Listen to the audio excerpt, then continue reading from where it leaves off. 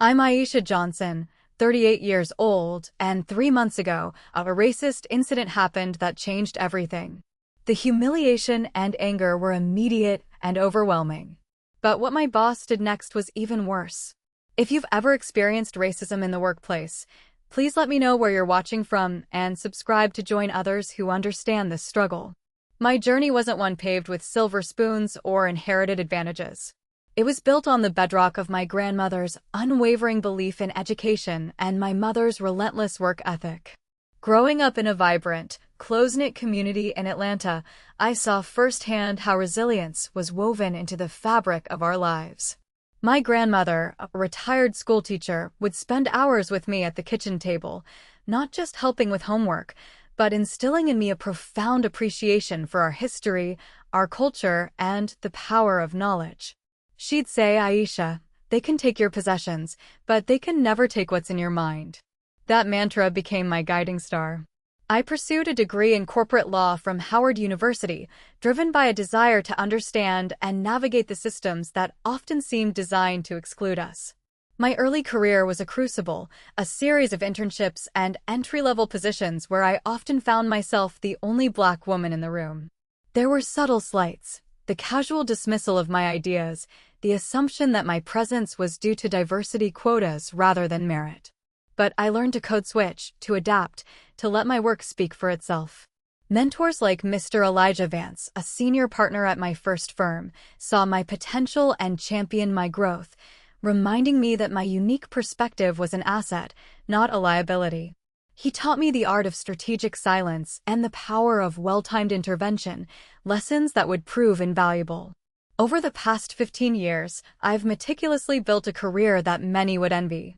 After law school, I transitioned into corporate compliance, a field where meticulous attention to detail and an unyielding commitment to ethical standards are paramount. I started as a junior analyst at Sterling Financial, a mid-sized investment firm, and steadily climbed the ranks. I led the overhaul of their anti-money laundering protocols, reducing compliance breaches by 30% within 2 years. My work on a complex international regulatory framework earned me the firm's prestigious Integrity Award in 2020, a recognition that felt like a culmination of years of quiet dedication. I wasn't just doing my job, I was excelling, proving that my presence was not just necessary but indispensable. Beyond the office, I poured my energy into community initiatives. I volunteered at the local Boys and Girls Club, mentoring young Black girls interested in law and business, hoping to be the role model I often wished I had seen more of.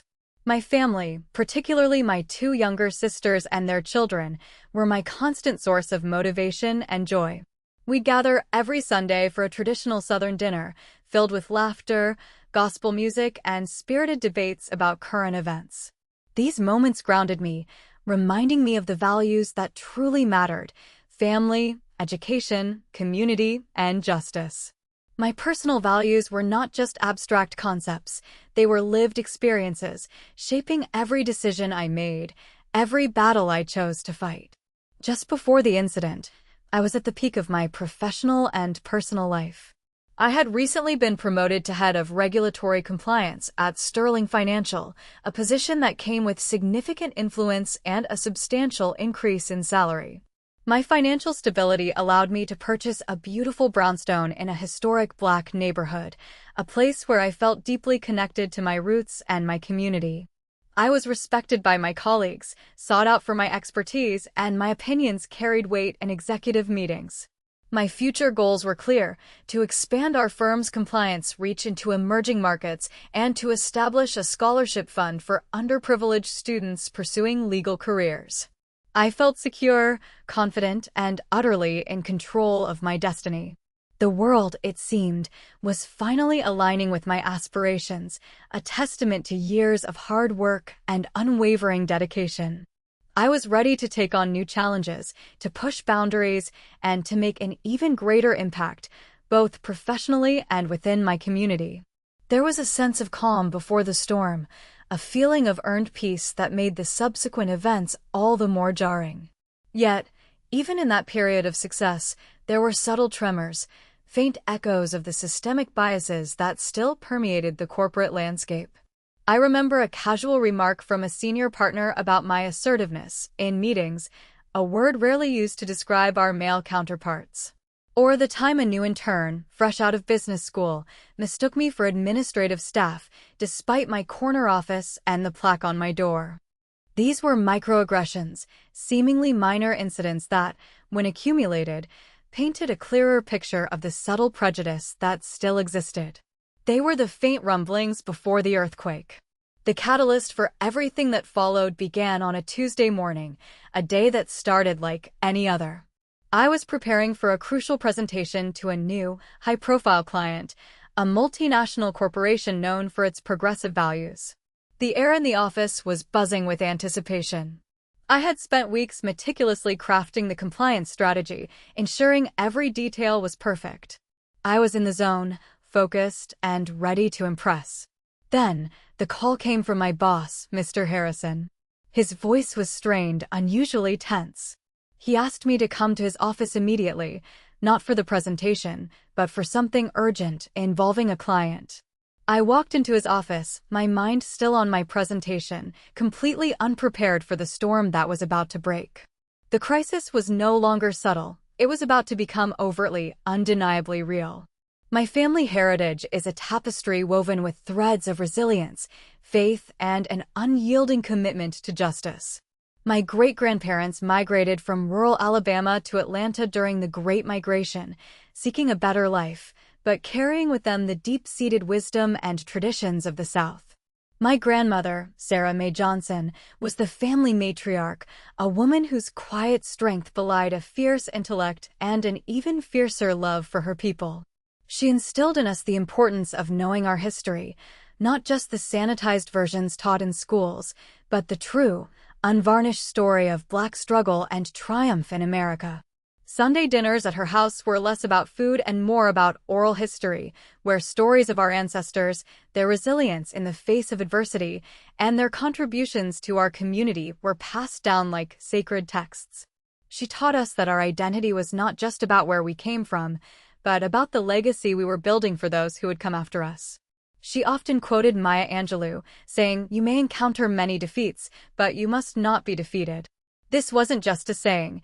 It was a family motto, a guiding principle that prepared us for the inevitable encounters with racism while simultaneously encouraging us to strive for excellence in every endeavor.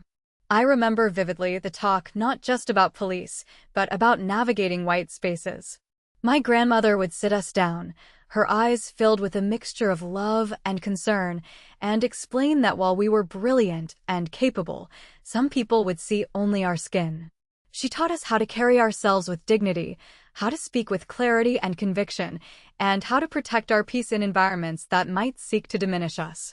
She emphasized that our excellence was our greatest weapon against prejudice, and that by excelling, we not only honored our ancestors, but also paved the way for future generations. This intergenerational wisdom, passed down through stories, proverbs, and lived examples, became the bedrock of my identity, shaping my understanding of the world and my place within it. It was a constant reminder that while the world might try to define us, our true strength came from within, from our community, and from the rich heritage that flowed through our veins.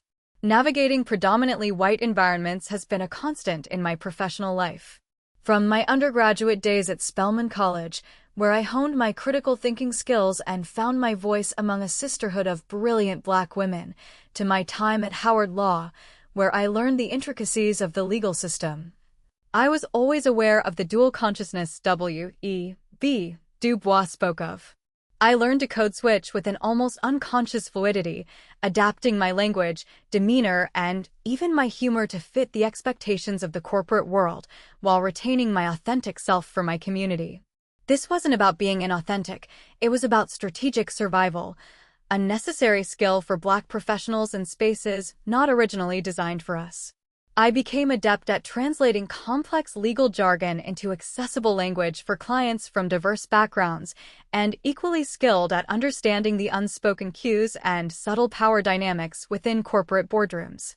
The only one in rooms, the only Black woman, often the only woman period, in high-stakes negotiations or strategic planning sessions.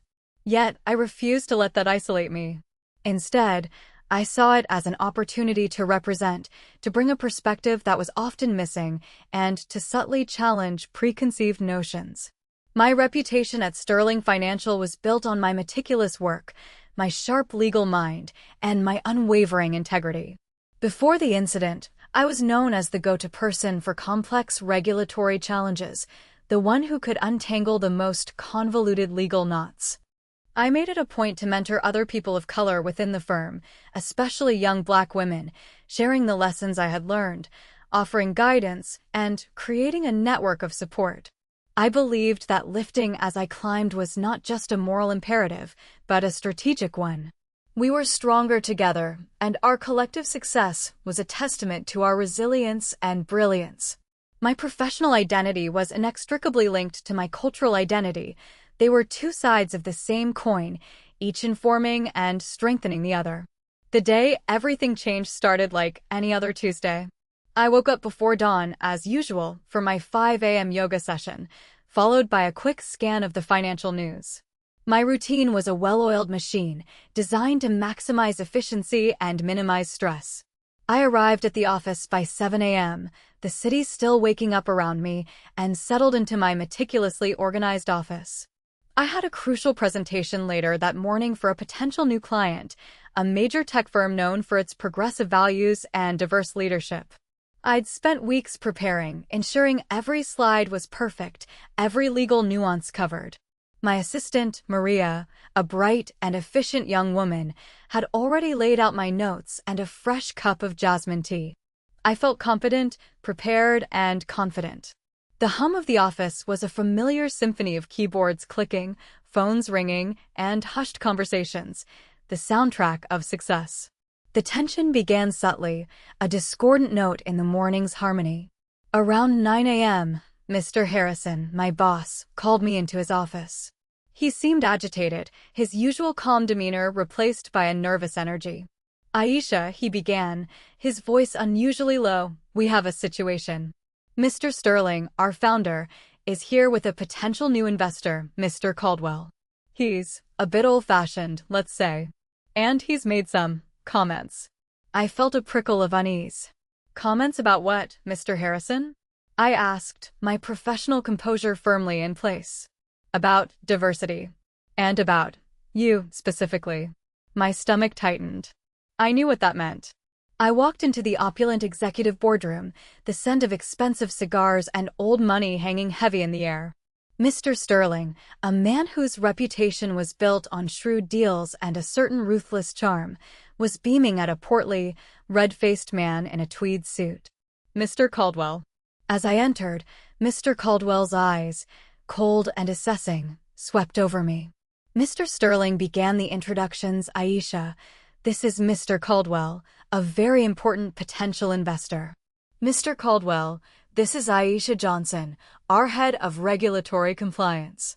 Mr. Caldwell offered a limp handshake, his gaze lingering on my hair. Well, he drawled, his voice thick with a southern accent that grated on my ears. "So this is the diversity hire I've heard so much about. You're quite articulate for your kind." The words hit me like a physical blow, a cold wave of shock and disbelief washing over me. "My kind?" I repeated, my voice dangerously low, my mind struggling to process the blatant racism. Mr. Sterling shifted uncomfortably, a nervous cough escaping his lips. Mr. Caldwell, however, seemed emboldened. "Yes, you're kind. You people are always so sensitive. Can't take a joke." He chuckled, a harsh, humorless sound. "I'm just saying, it's a big step for Sterling Financial to have someone like you in such a high position.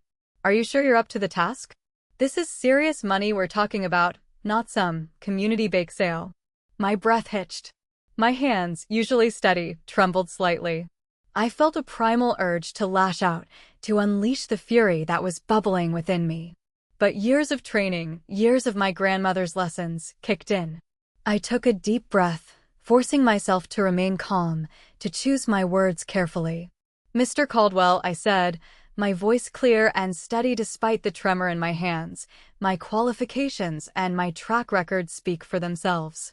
I have a law degree from Howard University, 15 years of experience in corporate compliance, and I've saved this firm millions in potential fines. My kind, as you so eloquently put it, are capable of achieving anything we set our minds to. Mr. Caldwell's face flushed a deeper red. Now, listen here, girlie, I don't appreciate your tone. You need to know your place. Mr. Sterling finally intervened, his voice strained. Mr. Caldwell, please. Aisha, perhaps you should excuse us for a moment. He was trying to protect his deal, not me. The silence in the room was deafening, thick with unspoken prejudice. I looked at Mr. Harrison, who avoided my gaze, and then at Mr. Sterling, whose concern was clearly for his bottom line. There were two other executives present, both white men, who remained silent, their faces impassive. Their silence was complicity.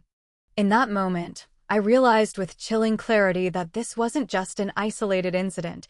It was a deliberate act of discrimination, sanctioned by the very institution I had dedicated my career to.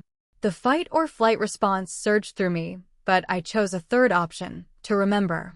Every word, every glance, every cowardly silence.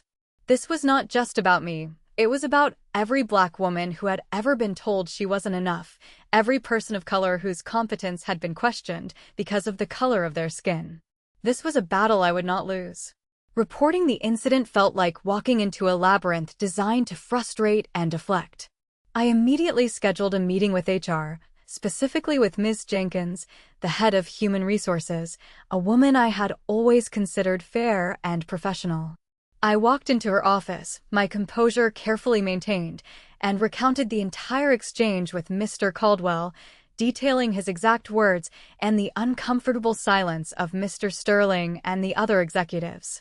I expected outrage or at least concern. What I got was a masterclass in institutional gaslighting. Aisha, Ms. Jenkins began, her voice dripping with a false sympathy that made my skin crawl. I understand this was an unpleasant experience. Mr. Caldwell is a difficult man. He's from a different generation, you see. Perhaps he didn't mean it the way it sounded. My jaw tightened. He called me girly and questioned my competence based on my race. There's no perhaps about it, Ms. Jenkins. It was blatant racism. She nodded slowly, as if humoring a child.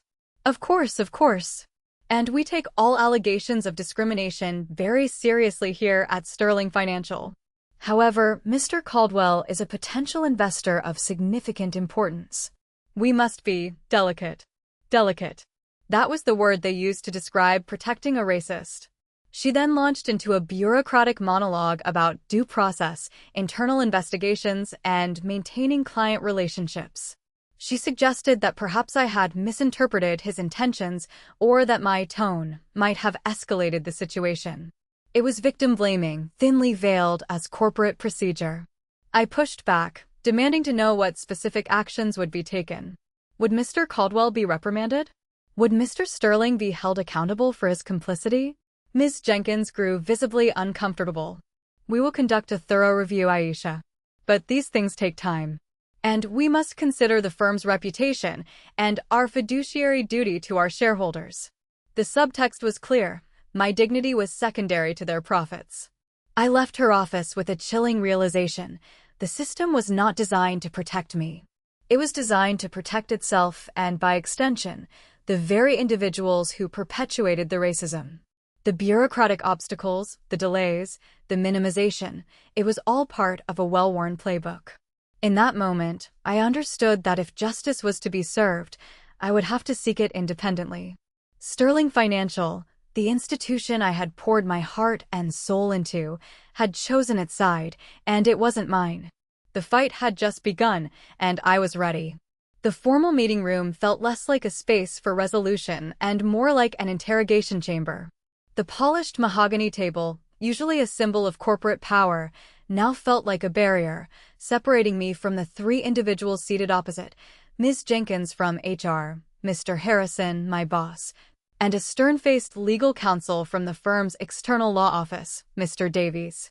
The air was thick with a calculated neutrality, a professional veneer designed to mask the underlying agenda. This was their attempt to reframe the blatant racism as a misunderstanding, to dilute the severity of Mr. Caldwell's words and my experience.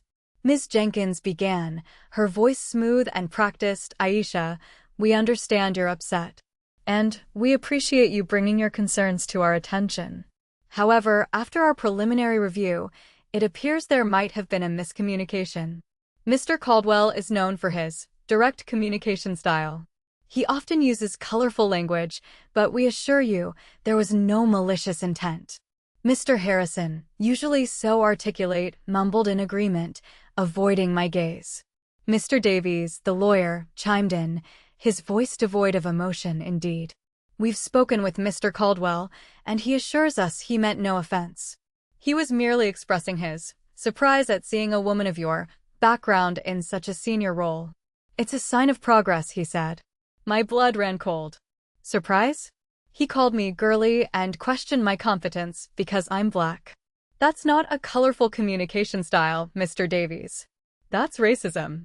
And Mr. Sterling stood by and said nothing. Ms. Jenkins interjected, her tone firming slightly. "Aisha, we've reviewed the security footage from the boardroom. While Mr. Caldwell's comments were perhaps ill-advised, there was no overt aggression. And Mr. Sterling was simply trying to de-escalate a tense situation. The audacity of their gaslighting was breathtaking. They were twisting reality, manipulating the narrative to protect their client and their bottom line. I felt the familiar urge to code switch, to soften my tone, to make myself more palatable. But a voice inside me, my grandmother's voice, whispered, "Hold your ground, child. They're trying to make you doubt what you know to be true." I leaned forward, my gaze unwavering. "So, you're saying I imagined it?" That his words, his tone, his intent, were all a figment of my imagination. Mr. Davies sighed, a theatrical gesture of exasperation. "No, Ms. Johnson, we're saying that perceptions can differ. And in a professional setting, it's crucial to maintain a level head. Perhaps you reacted, emotionally." "Emotionally?" I repeated, a bitter laugh escaping my lips. Is it emotional to expect to be treated with basic human dignity? Is it emotional to demand accountability for blatant prejudice? Mr. Harrison finally spoke, his voice barely above a whisper. "Aisha, we value you. We truly do. But this could jeopardize a significant deal for the firm. We need to move past this." Move past it. That was their solution. Bury it, ignore it, pretend it never happened. In that moment, the truth crystallized. This institution, Sterling Financial, was not just complicit, it was actively protecting the perpetrator. Their loyalty was to power and profit, not to justice or their employees. I looked at each of them, their faces a mask of corporate indifference. I knew then that I was on my own. But I wasn't defeated. I had come prepared. I pulled out a small notebook from my briefcase. "I understand," I said, my voice calm, almost detached. "And I've been documenting everything. Every conversation, every email, every interaction related to this incident." I believe in thoroughness, don't you? The subtle shift in their demeanor was almost imperceptible, but it was there. A flicker of unease in Ms. Jenkins' eyes, a tightening of Mr. Davies' jaw. They had underestimated me. This wasn't just about my personal outrage, it was about systemic patterns, and I was ready to expose them. This meeting, designed to silence me, had only strengthened my resolve. It was the moment I realized that the institution would protect the perpetrator, and that my fight for justice would have to be strategic, documented, and relentless. I was building my case, piece by painstaking piece. The gaslighting in the HR meeting was just the prelude. The retaliation began subtly, a slow tightening of the noose. First, my access to certain high-profile client accounts was revoked, ostensibly for rebalancing workloads. Then, I was excluded from key strategic meetings that I had previously led, the invitations simply ceasing to appear in my calendar. My direct reports, once eager to collaborate, became hesitant, their eyes darting away when I approached. The message was clear. I was being isolated, marginalized, punished for daring to speak truth to power. The contrast with my white colleagues was stark. Mark, a male colleague in a similar role, was given the lead on the very project I had been preparing for when the incident occurred. He was lauded in team meetings, his contributions highlighted, while mine were conspicuously absent from the weekly reports. It was a calculated campaign of professional erasure designed to make me question my value, to break my spirit. I found myself scrutinizing every email, every casual conversation, searching for the hidden barbs, the subtle slights. The hypervigilance was exhausting, a constant drain on my mental and emotional reserves. Specific retaliatory actions were implemented with a chilling precision. My budget for professional development was cut, while others received generous allocations. My requests for additional resources for my team were denied, forcing us to work with outdated software and insufficient support. I was assigned to a new, less visible project, one that offered little opportunity for advancement or recognition. The firm was attempting to demote me without actually demoting me, to make my position untenable. Yet, even in this professional wilderness, I found an unexpected wellspring of support. My assistant, Maria, though outwardly cautious, would often leave me notes with subtle hints about office politics or discreetly share information she overheard. More significantly, the Black Employees Affinity Group, which I had helped establish years ago, became my sanctuary. Dr. Evelyn Reed, a brilliant economist in the firm's research department, and Marcus Thorne, a senior IT manager, became my confidants. They listened, they validated my experiences, and they offered practical advice. Aisha, Evelyn said one afternoon over a clandestine coffee, "They're trying to starve you out. Don't let them. Keep documenting everything. Every slight, every exclusion, every denial. It's a pattern, and patterns are evidence." Marcus, with his quiet wisdom, reminded me, "Your dignity is not for sale, Aisha. They can take your projects, but they can't take your integrity." My internal conflict was a constant battle. A part of me, the part that had been trained in corporate decorum, wanted to retreat, to conform, to simply survive. But another part, the part rooted in my grandmother's teachings, refused to yield. How could I, Aisha Johnson, who had always championed justice, allow myself to be silenced? How could I betray the legacy of those who had fought for my right to even be in that room? I knew that professional survival often meant compromise, but there were some lines I simply could not cross. This wasn't just about a job, it was about my soul. I began to strategically plan my next moves. I started keeping a detailed log, not just of the retaliatory actions, but of the firm's policies, their stated values, and the stark contrast with their current behavior. I began to reach out to former colleagues, discreetly gathering information about similar incidents. I knew that to fight a systemic problem, I needed systemic evidence. This wasn't just about my individual case, it was about exposing a pattern of discrimination that had likely affected others. The firm thought they were isolating me, but they were inadvertently pushing me closer to the very community that would help me fight back. They were building my case for me, one retaliatory action at a time. I was no longer just a victim. I was a strategist, meticulously gathering the pieces of a puzzle that would ultimately expose their hypocrisy. The fight was far from over, it was just beginning to escalate. The institution, far from backing down, doubled down on protecting the racist behavior. It was a calculated move, a public display of their unwavering support for Mr. Caldwell and, by extension, the systemic biases he represented. The firm organized a series of internal presentations, ostensibly about workplace harmony and effective communication, but in reality, they were thinly veiled attempts to justify their actions and subtly blame me.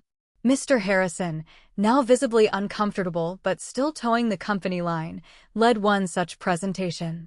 He spoke of the importance of cultural sensitivity, but then pivoted to the need for employees to understand client nuances and adapt to diverse communication styles. It was a masterclass in corporate doublespeak, designed to imply that I was the one lacking understanding, not Mr. Caldwell. They manufactured justification for their discrimination, citing my disruptive behavior and lack of team spirit in internal memos that mysteriously found their way to my desk. They even went so far as to suggest that my emotional response to the incident was a sign of my inability to handle high-pressure situations, a classic tactic of tone policing. Their manipulation tactics were insidious. They tried to isolate me further by spreading rumors about my difficult personality and my unreasonable demands. They attempted to discredit my professional reputation, subtly questioning my judgment in compliance matters. I was subjected to what felt like a constant barrage of microaggressions and veiled threats, designed to wear me down, to make me question my own sanity. I remember one instance where Ms. Jenkins, during a performance review, suggested that my advocacy for certain groups was creating an uninclusive environment for others. The irony was not lost on me. They were using the language of diversity and inclusion to silence dissent and protect their own discriminatory practices. It was a chilling display of how systemic racism operates, not always through overt acts, but through the subtle manipulation of language and power dynamics. They were trying to make me believe that I was the problem, that my pursuit of justice was somehow detrimental to the firm. But I refused to be gaslight. My response was strategic, not reactive. I continued to document everything, meticulously recording every meeting, every conversation, every email. I started to build alliances, quietly reaching out to other Black employees who had experienced similar forms of discrimination. Dr. Reed and Marcus Thorne were invaluable in this process, connecting me with individuals who had been too afraid to speak up before. We formed a clandestine network, sharing information and offering mutual support. We discovered that the firm had a history of quietly settling discrimination claims, often with non-disclosure agreements, which explained why these patterns had never come to light. This was the line crossed, the moment that made legal action not just an option, but an inevitability. Their attempts to silence me, to discredit me, had only strengthened my resolve and provided me with even more evidence of their systemic protection of racist behavior. I knew that my fight was no longer just about my personal vindication. It was about exposing a deeply entrenched system of injustice within Sterling Financial. The stakes were higher than ever, and I was ready to escalate the fight. This was not just a battle, it was a war for accountability, and I was assembling my army. The institution, in a desperate attempt to salvage their reputation and protect their financial interests, made their racism undeniable. It was the final straw, the moment of no return. They orchestrated a public humiliation, leaking fabricated stories to a sympathetic business journalist about my alleged incompetence and insubordination. The articles painted me as a disgruntled employee, a troublemaker, someone who was playing the race card to avoid accountability. It was a vicious smear campaign designed to destroy my reputation and discredit any claims I might make. The firm even went so far as to issue a press release, subtly implying that my recent performance issues were the reason for my diminished role, rather than the blatant retaliation it truly was. They thought they could control the narrative, that they could silence me by destroying my credibility. But they underestimated the power of community. The Black community, my community, mobilized with astonishing speed and solidarity. Dr. Reed, with her extensive network in academia and civil rights organizations, connected me with the NAACP Legal Defense and Educational Fund. Marcus Thorne, leveraging his tech expertise, helped me gather and secure digital evidence, including internal emails and performance reviews that directly contradicted the firm's public statements. My church, Ebenezer Baptist, became a hub of support, with members organizing prayer vigils and community meetings. Reverend Johnson, a powerful voice for social justice, publicly condemned Sterling Financial's actions, calling for a boycott of their services. Allies from other racial and ethnic groups also stepped forward, horrified by the blatant injustice. It was a powerful demonstration of collective strength, a reminder that I was not alone in this fight. The public humiliation they intended became a catalyst for widespread outrage and support. With the community's backing, legal preparation began in earnest. I met with a team of civil rights attorneys, led by the formidable Ms. Lena Hayes, a veteran litigator known for her unwavering commitment to racial justice. We meticulously reviewed all the evidence I had painstakingly collected, the detailed logs, the internal memos, the witness statements from other employees who had experienced similar discrimination. Ms. Hayes was clear, this was not just a personal grievance, it was a class action lawsuit waiting to happen. The media strategy was carefully crafted. We decided to make my story public, not just through traditional news outlets, but through social media, leveraging the power of personal narratives to expose systemic injustice. We understood that the court of public opinion could be just as powerful as a court of law. The stakes were raised exponentially. If justice wasn't achieved, it would send a chilling message to other corporations that they could engage in discriminatory practices with impunity. But if we won, it would set a powerful precedent, forcing institutions to confront their biases and hold individuals accountable. The fight had moved beyond the confines of Sterling Financial. It had become a public battle for racial justice, and I was ready to lead the charge. This was the final straw, and it ignited a firestorm that Sterling Financial was ill-prepared to extinguish. My resolve was ironclad, fueled by the unwavering support of my community and the undeniable truth of my experience. The air in the federal courtroom was thick with anticipation, a palpable tension that hummed beneath the surface of polite legal decorum. This wasn't just any hearing, it was the culmination of months of relentless struggle, a public reckoning for Sterling Financial. The setting itself was imposing: high ceilings, dark wood paneling, and the stern gaze of Lady Justice overlooking the proceedings. Every seat in the gallery was filled, a sea of faces representing the diverse tapestry of Atlanta. My community was there: Reverend Johnson, Dr. Reed, Marcus Thorne, my family, and countless others who had rallied behind me. The media, a phalanx of cameras and reporters, lined the back, their lenses eager to capture every nuance of this landmark case. Opposite us, the legal team for Sterling Financial, led by a formidable corporate litigator, sat with an air of practiced confidence, their faces betraying nothing. Mr. Sterling and Mr. Harrison were present, their expressions a mixture of defiance and thinly veiled anxiety. Beside me, Ms. Lena Hayes, my lead attorney, exuded a quiet power, her presence a calming anchor in the storm. We had spent weeks meticulously preparing, reviewing every piece of evidence, rehearsing every possible scenario. My legal strategy was airtight, built on a foundation of irrefutable facts and compelling testimonies. We had the documented microaggressions, the retaliatory actions, the internal memos, and the damning silence of those in power. We had a secret weapon, an unexpected ally who had come forward with crucial information, a former Sterling Financial executive who had witnessed years of discriminatory practices and was now willing to testify. Their testimony would be the final, undeniable proof, the truth that would shatter Sterling Financial's carefully constructed facade. This was not just a legal battle, it was a moral imperative, a fight for accountability that transcended my personal experience. Sterling Financial's opening strategy was a well-rehearsed performance of deflection and character assassination.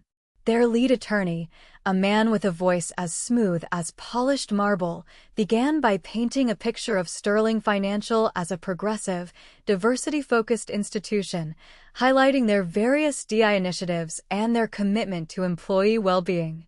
He then pivoted, subtly attempting to control the narrative by portraying me as a disgruntled employee, someone who had misinterpreted a well-intentioned interaction and then engaged in a campaign of disruption when my unreasonable demands were not met. He spoke of my emotional volatility and my tendency to escalate minor disagreements, all designed to undermine my credibility and shift the blame. He even presented carefully curated internal reviews, highlighting minor performance critiques from years ago, attempting to suggest a pattern of insubordination. It was a classic defense: attack the victim, muddy the waters, and create enough doubt to obscure the truth. Their justification for the discriminatory actions was a masterclass in corporate doublespeak. Mr. Harrison, under oath, stammered through an explanation of Mr. Caldwell's comments as a misguided attempt at humor, a cultural misunderstanding that had been blown out of proportion. He claimed that my exclusion from meetings and projects was due to restructuring and optimization of resources, not retaliation. Ms. Jenkins from HR, with a practiced sincerity, testified about the firm's robust internal investigation that had found no evidence of systemic discrimination. She even suggested that my complaints were a result of stress and burnout, implying that my mental state was the issue, not their discriminatory practices. It was a coordinated effort to present a facade of reasonableness, to rationalize the irrational, and to protect the institution at all costs. They rallied to protect racist behavior, not just Mr. Caldwell, but the entire system that allowed such behavior to flourish. They presented a carefully constructed narrative, designed to absolve themselves of any wrongdoing and to paint me as the aggressor, the one who was disrupting the harmony of their supposedly inclusive workplace. It was a stark reminder of how deeply entrenched systemic protection of racism can be, how institutions will go to extraordinary lengths to preserve their power and their image, even at the expense of truth and justice. Then came her turn. Ms. Hayes began with a calm, methodical dismantling of Sterling Financial's narrative. She presented the evidence we had meticulously gathered, the detailed logs of microaggressions, the emails documenting the retaliatory actions, the performance reviews that contradicted their claims of my incompetence. She played audio recordings of Mr. Caldwell's racist remarks, clear and undeniable, followed by the chilling silence of Mr. Sterling and Mr. Harrison. It was a pattern exposure, showing that this wasn't an isolated incident, but a deeply ingrained culture of tolerance for prejudice. She called expert witnesses who testified about the psychological impact of systemic racism and how microaggressions, when accumulated, can be as damaging as overt acts of discrimination. The courtroom was silent, captivated by the weight of the truth. Then came the community testimony. Dr. Evelyn Reed, articulate and poised, spoke of the subtle ways Black professionals are often marginalized in corporate environments, sharing her own experiences and those of others within the firm. Marcus Thorne, with his quiet authority, presented data analysis of employee demographics and promotion rates at Sterling Financial, revealing a stark disparity that could only be explained by systemic bias. And then, the secret weapon, Mr. David Chin, the former Sterling Financial executive, took the stand. His testimony was devastating. He spoke of a corporate culture where diversity initiatives were merely performative, where complaints of racism were routinely swept under the rug, and where individuals like Mr. Caldwell were protected because of their financial influence. He recounted specific instances where he had witnessed discriminatory behavior and had been told to look the other way. His testimony was the undeniable proof, the moment when racism became impossible to deny. He spoke of internal memos, previously undisclosed, that explicitly discussed strategies to manage diversity complaints without addressing the underlying issues. He even revealed that Mr. Caldwell had a history of making similar comments at other firms, a fact that Sterling Financial had deliberately concealed. The courtroom gasped. The truth, raw and unvarnished, hung in the air, a heavy cloak of shame descending upon the defense table. Mr. Sterling and Mr. Harrison shifted uncomfortably, their faces pale. The narrative they had so carefully constructed crumbled before their eyes. The evidence was overwhelming, the testimony irrefutable. There was no more room for gaslighting, no more space for denial. The truth had been revealed, and it was damning. The verdict came swiftly, a resounding affirmation of justice.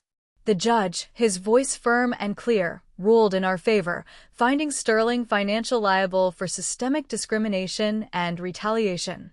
The legal consequences were immediate and severe, a multi-million-dollar settlement, a portion of which would go to me and other affected employees, and a mandate for independent oversight of their HR practices for the next 5 years. But the justice extended beyond the courtroom. Professionally, Mr. Sterling was forced to step down as CEO, his reputation irrevocably tarnished. Mr. Harrison and Ms. Jenkins were also terminated, their complicity exposed for all to see. Mr. Caldwell, facing public backlash and a potential class action lawsuit from other victims, saw his business dealings crumble, his influence diminished to nothing. It was a clear message: racism would no longer be tolerated, and those who enabled it would face consequences. Institutional change followed. Under the new leadership, Sterling Financial underwent a radical transformation.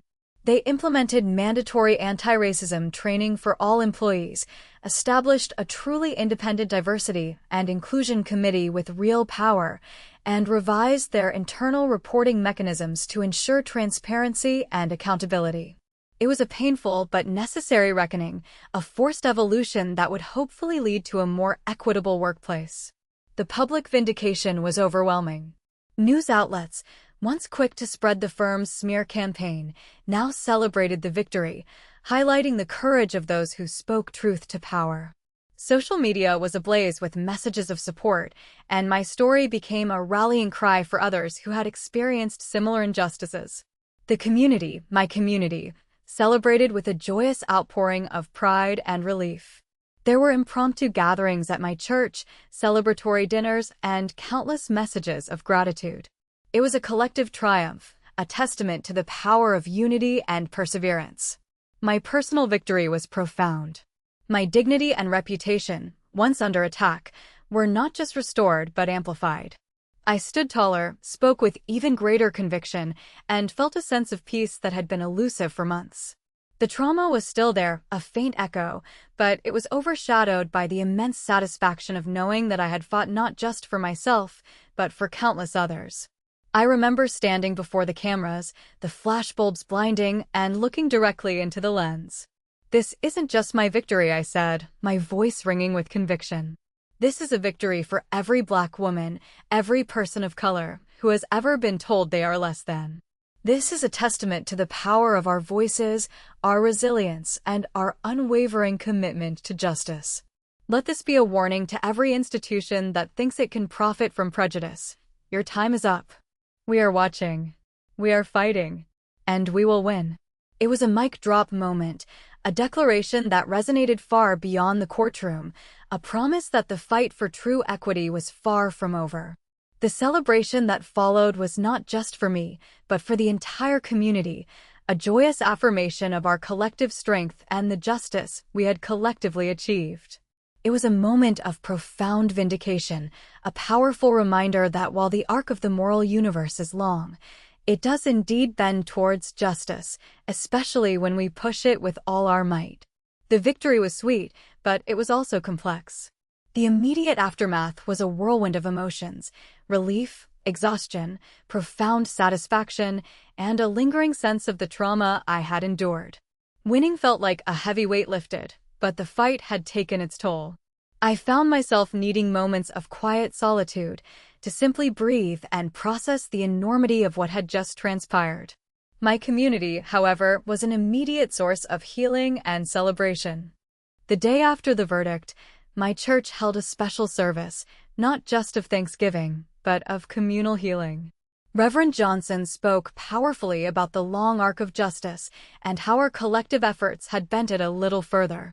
There were hugs, tears, and an outpouring of love that reminded me of the deep roots I had in this community.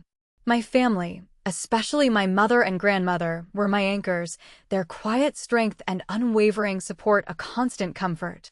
They didn't need me to be strong for them. They simply held space for me to be human, to feel the weight of it all. Institutional changes at Sterling Financial began almost immediately, a direct result of the court's mandate and the intense public scrutiny. The new CEO, a woman named Sarah Chin, who had been a quiet ally during the legal battle, wasted no time in implementing the court-ordered reforms. She publicly apologized for the firm's past failures and committed to a complete overhaul of their diversity and inclusion policies. Mandatory anti-racism training, led by external experts, was rolled out for all employees, from the mailroom to the executive suite. A new independent ombudsman's office was established, specifically designed to handle discrimination complaints with transparency and accountability, bypassing the previous HR system that had failed so spectacularly. These were not just cosmetic changes, they were structural shifts designed to dismantle the systemic protections that had allowed racism to fester. My personal healing began in earnest during this period. I started seeing a therapist, a Black woman who specialized in racial trauma, who helped me process the hypervigilance, the anger, and the exhaustion. She reminded me that strength wasn't about never breaking, but about how you put yourself back together. The celebration of justice was intertwined with the quiet work of self-care, a recognition that while the external battle had been won, the internal one still required attention. It was a period of profound processing, of allowing myself to feel the full spectrum of emotions, from the elation of victory to the lingering pain of the fight. But through it all, the unwavering support of my community and the tangible changes at Sterling Financial served as powerful reminders that the struggle had been worth it and that true healing was possible. The impact of our victory rippled far beyond the walls of Sterling Financial, setting a powerful precedent for corporate accountability. The legal and social pressure generated by our case led to a wave of policy changes across the financial industry. Several major banks and investment firms, fearing similar lawsuits and public backlash, began to proactively review and revise their own diversity and inclusion policies. They implemented stricter anti-discrimination clauses in their employee contracts, established independent review boards for bias complaints, and invested in comprehensive anti-racism training programs. It was a clear signal that the era of performative diversity was over. Genuine systemic change was now a business imperative. The cultural shift was palpable. Conversations about race and equity, once relegated to hushed whispers in HR offices, became mainstream. Employees, emboldened by our victory, felt more empowered to speak up against discriminatory practices, knowing that there was now a legal and social framework to support them. The media, which had initially been hesitant to cover the story, now highlighted our case as a landmark victory for civil rights, inspiring other victims to come forward. Our victory empowered countless other victims to speak up. I received hundreds of messages from individuals across the country, sharing their own stories of workplace discrimination, seeking advice, and expressing gratitude for the courage I had shown. My legal team, led by Ms. Hayes, saw a significant increase in inquiries from individuals and groups seeking to challenge systemic racism in their own workplaces. We established a pro bono legal clinic, funded by a portion of the settlement, to provide legal assistance and resources to those who couldn't afford representation. It became a beacon of hope, a tangible manifestation of the justice we had fought for. The precedent set by our case was not just legal, it was social. It sent a clear message to corporations that they could no longer hide behind legal loopholes or PR spin. The public, especially the Black community and its allies, was watching, and they were demanding genuine accountability. Our case became a case study in law schools and business ethics courses, a powerful example of how individual courage, coupled with community solidarity, could force even the most entrenched institutions to change. It was a testament to the fact that while the wheels of justice often turn slowly, they do turn, and sometimes they turn with a force that reshapes the landscape for generations to come. The ripple effect of our victory was a constant source of inspiration, a reminder that every battle fought, every injustice challenged, contributes to a larger movement for a more equitable world. The journey through this battle transformed me, forging a new sense of purpose and leadership. I found myself stepping into a role I hadn't explicitly sought, but one that felt profoundly right, an advocate for others. My experience, once a source of pain, became a powerful tool for change. I began speaking at conferences, universities, and community events, sharing my story not as a victim, but as a survivor and a strategist.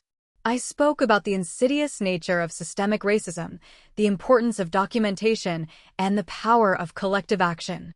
My voice, once silenced, now resonated with a newfound authority, amplified by the weight of my lived experience. I realized that my personal healing was inextricably linked to my ability to help others navigate similar challenges. It was a reciprocal process. By empowering others, I found my own strength renewed. My commitment to community investment deepened. I increased my involvement with civil rights organizations, lending my legal expertise and my platform to their efforts. I joined the board of a national organization dedicated to fighting workplace discrimination, working to shape policy and advocate for legislative changes. I also dedicated significant time to mentorship, particularly for young Black professionals navigating corporate spaces. I shared practical strategies for code switching, for identifying microaggressions, and for building networks of support. I taught them how to protect their peace, how to advocate for themselves, and how to recognize that their worth was not defined by the biases of others. My healing journey was ongoing, a continuous process of processing trauma while maintaining strength. There were days when the memories would resurface, when the anger would flare, but I had learned to channel those emotions into productive action. I understood that true resilience wasn't about erasing the pain, but about integrating it into my story, using it as fuel for continued advocacy. I was no longer just Aisha Johnson, corporate compliance executive. I was Aisha Johnson, warrior for justice, a leader in the ongoing fight for equity and dignity. My personal growth was a testament to the transformative power of adversity and a commitment to ensuring that my struggle would contribute to a better future for all. The victory was significant, but I knew, and my community knew, that true systemic change is not a destination but an ongoing journey. The fight against racism is a marathon, not a sprint. We understood that the changes implemented at Sterling Financial, while impactful, required continued monitoring to ensure they were maintained and not merely performative. I remained in close contact with the new leadership, offering feedback and holding them accountable to their commitments. We established a community oversight committee, a group of trusted leaders and activists who would regularly review Sterling Financial's diversity metrics and engage with their employees to ensure a truly inclusive environment was being fostered. This ongoing vigilance was crucial. We couldn't afford to become complacent. Building a robust network was paramount to preventing future discrimination. We expanded the Pro Bono Legal Clinic, transforming it into a national resource for victims of workplace discrimination. We collaborated with civil rights organizations, legal scholars, and community leaders to create a comprehensive database of discriminatory practices and successful legal strategies. This network became a powerful deterrent, a collective force that could quickly mobilize in response to new injustices. Education efforts were also a key component of our ongoing work. I developed workshops and training modules, often delivered in partnership with Dr. Reed and Marcus Thorne, to teach individuals how to recognize and fight racism in their own lives and workplaces. We focused on practical strategies, documentation, legal rights, and the importance of community solidarity. We aimed to empower individuals with the knowledge and tools they needed to protect themselves and advocate for change. The legacy we were building was not just about my case, it was about creating a sustainable movement for racial justice. It was about ensuring that future generations would not have to endure the same battles, or at least, would be better equipped to fight them. The long-term impact on the community and institutions was our ultimate goal. We understood that true progress required constant effort, a relentless commitment to dismantling systemic barriers, and an unwavering belief in the possibility of a more just and equitable world. This ongoing vigilance, this commitment to sustained action, was the true measure of our victory. To my community, to my people, I want to share the lessons I learned, hard-won wisdom forged in the fires of injustice. First, recognize racism early. It doesn't always come with a hood and a burning cross. Sometimes it's a subtle slight, a microaggression, a dismissive tone. Trust your gut. If it feels off, it probably is. And when you recognize it, document it. Every single instance. Every email, every conversation, every witness. Your meticulous records are your shield and your sword. Second, strategic thinking is paramount. This isn't about reactive anger. It's about calculated resistance. Build your case. Gather your allies and understand the system you're fighting. Learn their rules so you can use them against them. My grandmother always said, you can't win a game if you don't know the rules, and you can't change the rules until you've mastered the game. This is our game now. Third, draw on our cultural strength. We are not alone. Our community is a wellspring of wisdom, resilience, and unwavering support. Lean on your elders, connect with your peers, and build networks of solidarity. The collective wisdom of our ancestors, who navigated far greater injustices, is a powerful guide. Remember the stories of those who came before us, their courage, their perseverance. That strength flows through our veins. Finally, understand your legal knowledge. Know your rights. Know the resources available to you. Organizations like the NAACP Legal Defense Fund, the ACLU, and local civil rights groups are there to help. Don't be afraid to seek legal counsel. Don't be afraid to demand justice. This fight is not just for you, it's for all of us, for the generations to come. These lessons are not just for surviving, they are for thriving, for transforming pain into power, and for building a future where our dignity is not just acknowledged, but celebrated. To my brothers and sisters watching this, I want to give you permission to fight. Permission to demand justice. Permission to take up space.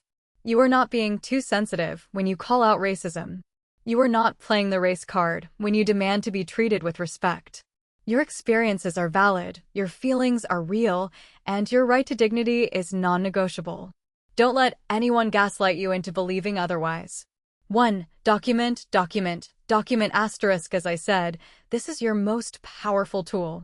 Keep a detailed log of every incident. Date, time, location, exact words spoken, witnesses present, and your immediate emotional and physical reactions. Save emails, texts, and any other relevant communication. This creates an undeniable record. 2. Seek support and counsel. You don't have to fight alone. Reach out to trusted friends, family, community leaders, or mental health professionals. Connect with civil rights organizations and legal aid groups. They can provide emotional support, legal guidance, and resources. There are people who understand and are ready to help. 3. Know your rights and resources. Familiarize yourself with anti-discrimination laws in your workplace, housing, or public accommodations. Understand your company's HR policies and grievance procedures. Knowledge is power. Don't be afraid to consult with an attorney specializing in civil rights or employment law. Many offer free initial consultations. We must also actively engage in community building. Create networks of mutual support and protection within your workplaces, your schools, and your neighborhoods. Share information, share strategies, and lift each other up. Our collective strength is our greatest asset. When one of us fights, we all fight. When one of us wins, we all win. This is not just about individual success, it's about collective liberation. We are building a future where our children will not have to endure the same battles, a future where their brilliance and their blackness are celebrated, not questioned. In the face of adversity, our cultural affirmation becomes our shield and our sword. We must never forget the beauty, the brilliance, and the sheer resilience of Black excellence. Celebrate our heritage, our music, our art, our food, our traditions. These are not just cultural markers, they are anchors, grounding us in a history of triumph over unimaginable odds. Our collective power, our community strength, is a force that has moved mountains. From the civil rights movement to the ongoing fight for justice, it is our unity, our unwavering belief in each other, that has always been our greatest weapon. We are the inheritors of a rich legacy, a lineage of kings and queens, innovators and revolutionaries, artists and healers. Honor that legacy. Draw strength from it. Let it fuel your fight. This is an intergenerational connection, a sacred bond that transcends time. We stand on the shoulders of giants, our ancestors who fought similar battles, who paved the way for us to even be in these spaces. Their sacrifices, their struggles, their unwavering hope are etched into the very fabric of our being. We owe it to them, and to the generations yet to come, to continue this fight. My hope, my vision for the future, is a world where our children and their children will face less discrimination, where their dreams will not be deferred by the color of their skin. A world where their blackness is celebrated as a gift, not a burden. This is the future we are building, brick by painful brick, victory by hard-won victory. And we will not stop until it is realized. So, what can you do right now? First, if you found this story powerful, if it resonated with your own experiences, or if it simply opened your eyes, I ask you to subscribe to this channel. Join our growing community of truth tellers and justice seekers. Your subscription is more than just a click. It's a statement of solidarity, a commitment to a more equitable world. Second, share your story in the comments below. Your voice matters. Your experiences are valid. By sharing, you not only heal yourself, but you also empower others who might be silently enduring similar struggles. This is a safe space, a community built on mutual support and understanding. Let's create a powerful archive of lived experiences, a testament to our collective resilience. Third, let's continue this fight together. This isn't just a video, it's a call to action.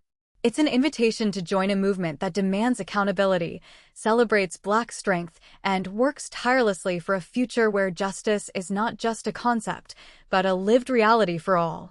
The fight for racial justice is ongoing, but with each voice raised, each story shared, each action taken, we move closer to the world we deserve.